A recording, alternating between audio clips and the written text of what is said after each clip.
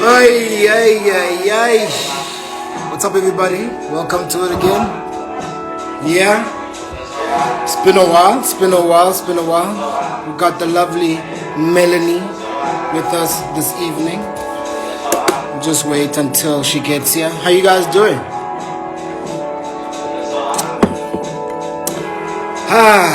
When is it gonna end? We don't know. We really don't know.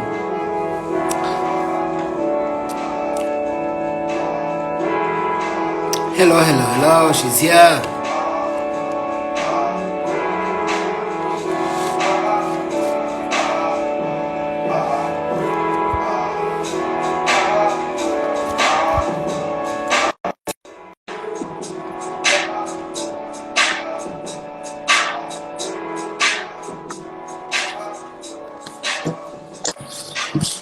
Good evening. Hello, hello. How you doing? You are? Jeez, what's that you're drinking? What's that you're drinking? No. It's water with some lemon. I'm keeping it. Man. I'm just no gin. Please don't call the cops on me. Please. Nobody told me. How you doing? I'm good. Thanks for having me. Man, it's such a pleasure to have you. For those who don't know, Melanie, an acclaimed South African publicist, a PR phenomenal, a powerhouse. That's all I have to say. A powerhouse of a PR company that you own, that you are. You have worked with so many artists. Yo, man, like for us having you right here, it's such a privilege, you know. Like I've been, and it's crazy. Before my producer told me that we're having this interview, for some reason I thought about you, and I don't know why I was thinking about you. Maybe from conversations that I've had. That maybe there's something that I might need to email you or something. I do not know. And then boom, we're having this. To you. How's the lockdown been treating you, man? You know what? From March, April, May, it was really, really tough. And I think things are picking up now. So it's a bit of both. Okay. You can see I've gained that's all the pandemic fat. You so look I need beautiful. To get back on the road and yeah, you look amazing. just the surface of it for people who don't know what a PR does and what it means. Can you just explain that for the people? Very simple. It's the person who takes the message from the brand to the people. So you're launching your rap career. You holler at me. I get you interviews in the newspaper. I put you up everywhere media-wise so that the public gets. So we're the middleman between the brand or the artist and the people. So now how do you navigate that now to make it into social media and put it to social media? Well, people like you are also middle ground. So we also part of that family of the middle ground. So social media is a non-traditional like old school was traditional PR, which was the print, the radio, the TV. Social media just made it instantaneous where the information just gets out immediately. So it's a non-traditional PR tool. So we as the people as well, we are PR in a way. Hey, everybody's a journalist these days and everybody's a publicist. So it's so instantaneous. Well. They're not like you though. They're like you though. That's what I'm gonna say. I've got the old school backing. So. Well, it's nice. You know what? It's nice to have the old school and the new school backing. And how have you adapted from being the old school way and now maneuvering in the new school way? Well, a lot of people, I'm sure, watching this might not know what the old school was, because you guys only know new school. I come from a time where we used to fax a press release. Do you know what's a fax? Oh, Do you know what's a fax? yes. No. I'm there. I'm there. I'm there with you. I'm there. I'm from the old school where you had to send a fax. So if I was sending you a press release, I would have to do a cover letter and send you a press release. I then have to send another. Like every single person got one press release. That could take a whole day. Whereas now you press one button and it goes to 5,000 media. So how I've adapted, I think because I've been in this so long, I try to always stay ahead of the game. So while everybody was going home and having a life, I was sitting there figuring out how MySpace works. And what's this new thing called Facebook? And what's this new thing called Twitter? So I was always trying to be ahead of what the industry was. And I was blessed that I had a boss who was understanding, who gave me, flexi time where I could stay at the office till 9 o'clock and use her tools and use her internet. There was no like Wi-Fi at your house. So I just try to keep ahead of the game. That's pretty much it. Okay. And what difficulties have you faced from being a PR manager and owning a business? I think owning the business side is what everybody faces. I think right now, obviously, Corona events have come to so there ain't no events happening. So business-wise, what I do right now, there's no events happening. So I've had to adapt my business and do different sort of PR, do TV PR, do online stuff, do some corporate stuff. So it's kind of made my life a little bit more serious. Whereas I would be doing PR at a Cotton Fest event. Now I have to be working on like corporate. Talking about Cotton Fest, that's one of the events that you hold down, and I must just say you and Ricky's team and your team really do a phenomenal job. 2 years I've been there, and the first year it was dope, and then the second year it was doper. It's like you can't disappoint. Up and up and up, and that's what we want as consumers. We want to, when we experience that, we want to like be blown away again and again and again, because it's like, how are you gonna beat the last time from having so many ideas? Of course. But you guys are always, how do you manage to just bring out new ideas and refreshing ideas, man? I think our team is a mix of very, very, very young people and then older people like me. So I think Ricky is like an awesome leader because he's so in tune with the market and what's going on right now. And the reality is he's actually just a nice guy, and he keeps it real.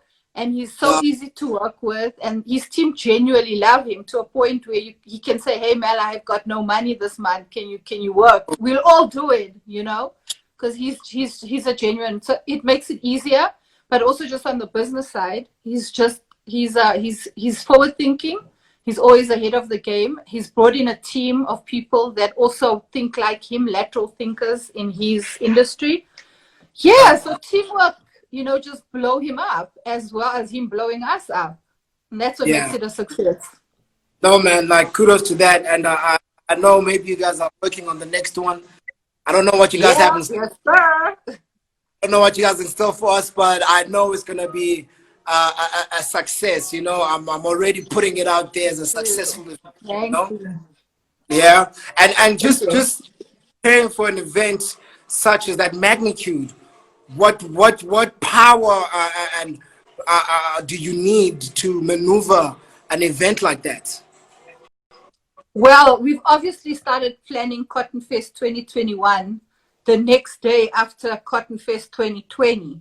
So in Feb this year, the event happened.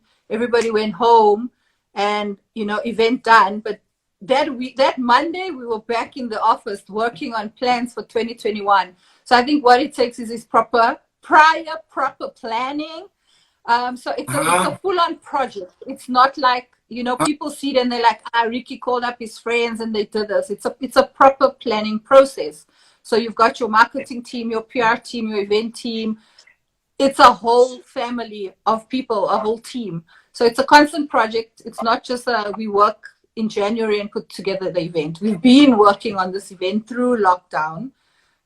So it's a full-on production. It's a whole year of planning. So it's getting the sponsors from March and April and May and June. We've got an awesome platform that's launching. You guys would have got the info. Ricky's got a platform called Lab Live.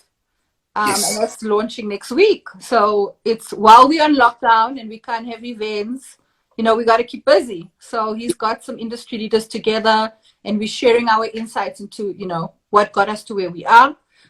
Different people in events, people in PR and marketing, artist management. So it's a little bit of everything. It's going to be dope. You guys should definitely check it out. Oh, we will definitely check that out. Awesome. There's no doubt. And tell me, is it when it comes to brands, are you the one approaching the brands, or do brands come to you, or does it work vice versa sometimes? How does it work? Just overall, not necessarily on this event. Brands don't want to get involved in a project. They don't know where it's going, where it's headed. So many projects. Brands don't, you got to go to the brands and you got to cry and hustle for that money. It's always great having a big name or somebody to get behind the project. But even Ricky, when we started out in year one, a lot of brands were hesitant. A lot of brands, they want to see what's going to happen first, so they're not going to jump on. Yeah, year 2, year 3, brands are chasing you. How do we get on this? How do we get involved? So it's always a catch-22, the first event of its kind. And I think now we're heading to year 3 and it's going to blow up. Okay. So with the media play, what's the difference now between a media specialist and a brand influencer? How do you separate the two? Mm-hmm. Is there a difference? The brand influencer and a media specialist. Oh, completely different. A media specialist is a person who's kind of the professional in a sense. So it's a person who writes the press release, who does the strategy for a brand. It's a person really mostly behind the scenes who's getting the work done. A brand influencer is I can't say not necessarily the not professional, but it's a person who does. Their work is slightly easier, where you put out, you curate all your content, but you're putting it out on social media, and you're endorsing the brand. So where you got to is obviously years of building your brand and putting that message out. So different things. One is like a completely different sector of the business than a brand influencer. Okay. Do you represent influencers? I'm an influencer myself, and I think that's how I got to learn the space very quickly, because some brands would approach me and say, "Hey Mal, can you post for this brand?" And I'm like, "But I have friends." And they're like, "Yo, do you have this person's number? Do you have Ponang's number? Or do you have this person or Ricky's number or Casper's number?" And it just so happened that I fell in that space that I started managing influencer campaigns. So I actually prefer that versus actually having to curate the content and put it out. That's so time consuming. So when brands hit me up, I'm more likely to say, "Listen, I've got 10 people that I can suggest that will take your brand to the next level or get the word out there." And that's for me, that's easier. Curating content is such hard work. Are you you like the middle influencer? That's how I don't even know how to call you. I'm a little bit of everything. I like that. We're dabbling into PR. You know what I mean? Are we perhaps gonna see you on stage performing something on the Cotton Fest? Never. No. Listen, I used to be a rapper when I was 16. That was like 200 years ago. So definitely not. No. I'm sure you still got there's something there with the ink. I'm sure you've got something there. You know what? I never had talent that time. So nah, I was not out. That's not something I'm good in. I tried it. So I think that the old school cats could tell you, like Amu and Selwyn, Mr. Selwyn, and those guys. But no, I was just trying to be cute and be a rapper. Didn't work out. For sure. For sure. I mean, you know, you've worked with so many artists worldwide as well, you know, from Trey Songz, Usher, John Legend, to name a few. I'm not even gonna Guys, what about the girls? What about the girls? I mean, I see the girls too. Keri Hilson, what up, Kim? You know, like I see so much Lamaine. I see the girls too. From all the people that you've worked with, who is the person that was a pleasure to work with out of all the people that you've worked with? And you're also some song in high praises. Trey Songz, easiest person to work with. Genuine. Are you serious? I'm talking international, so we'll come to local. Trey Songz, yes. super easy to work with. The truth is, I didn't really know his music at the time. I'm more of a hip hop girl, so I didn't really know him. And he walked into the room and he charmed me off my feet. I was in love with him, first of all, like in 2 seconds. I was like in love with him being, in the sense, like genuine human being, but also super nice and charming. Like he charmed me off my feet. And he smelled so good. Like he smelled so good.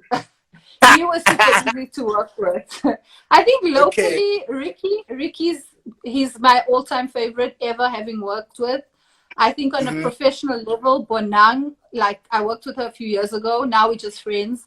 Having worked with her, we all know that, super professional, just like the hardest worker in the game. Yeah. So yeah, those are my male and female local guys. Dope. New projects on the way besides the one we're just gonna be launching next week.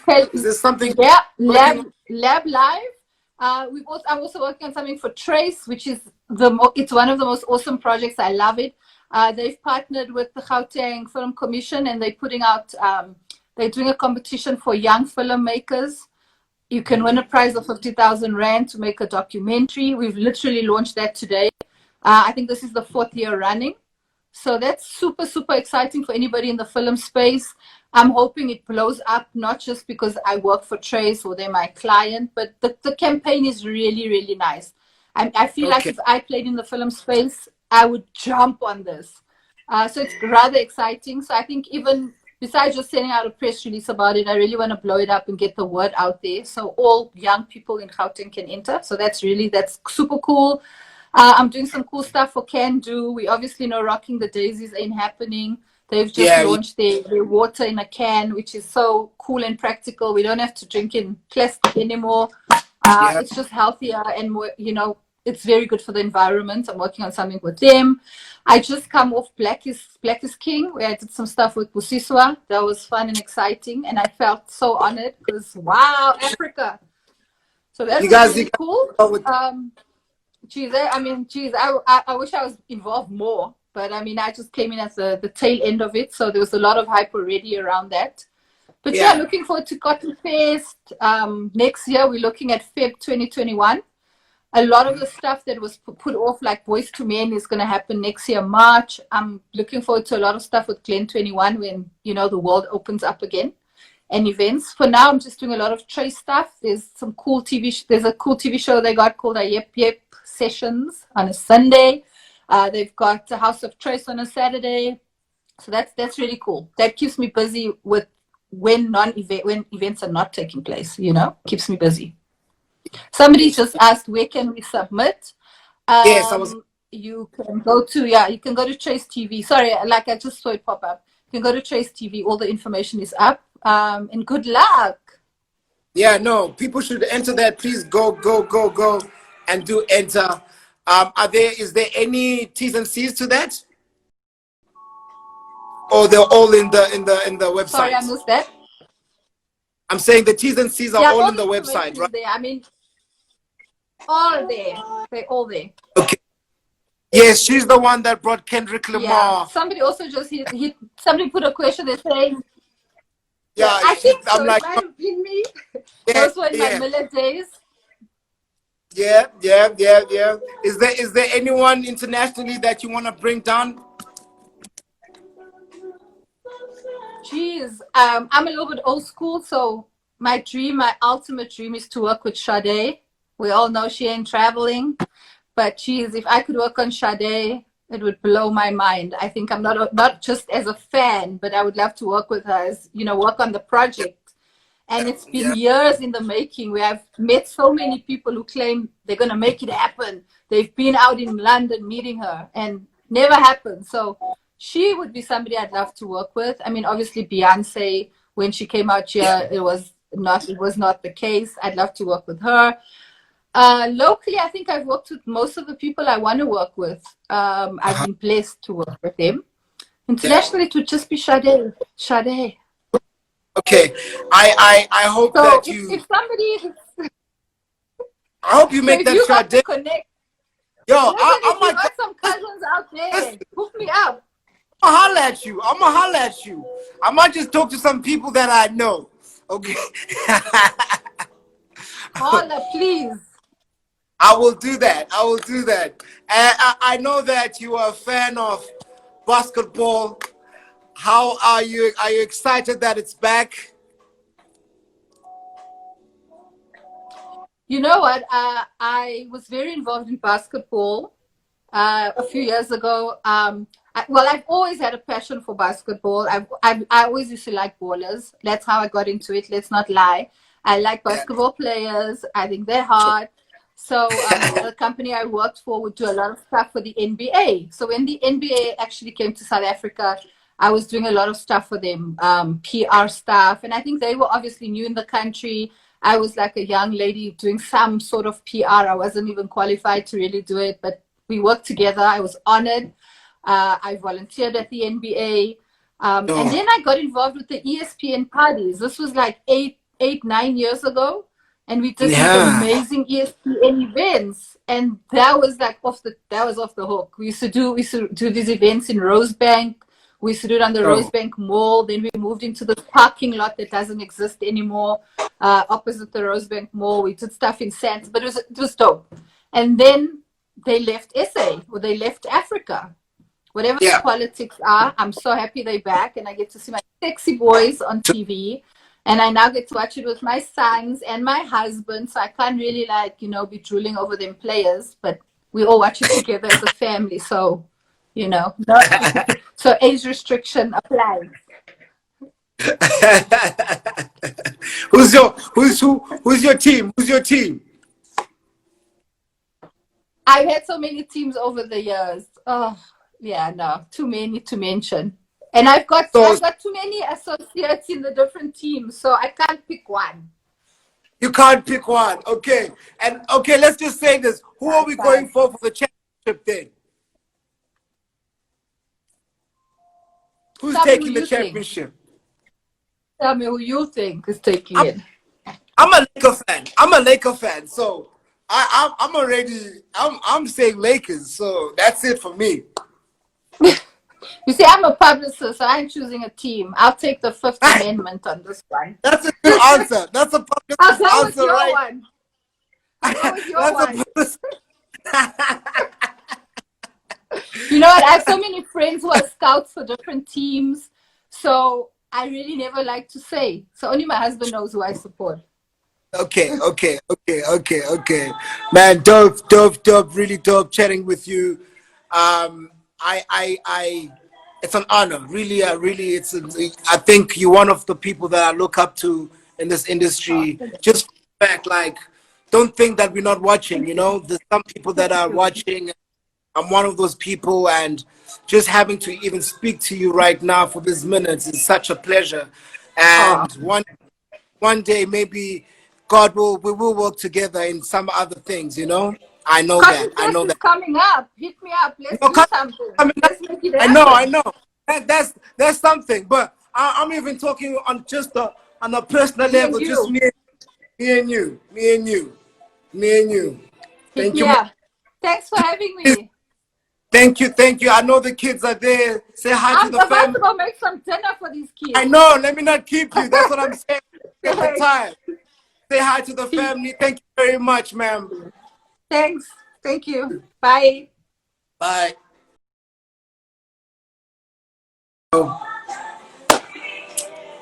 And that was Melanie High Press. If you don't know, she goes by High Press, another name.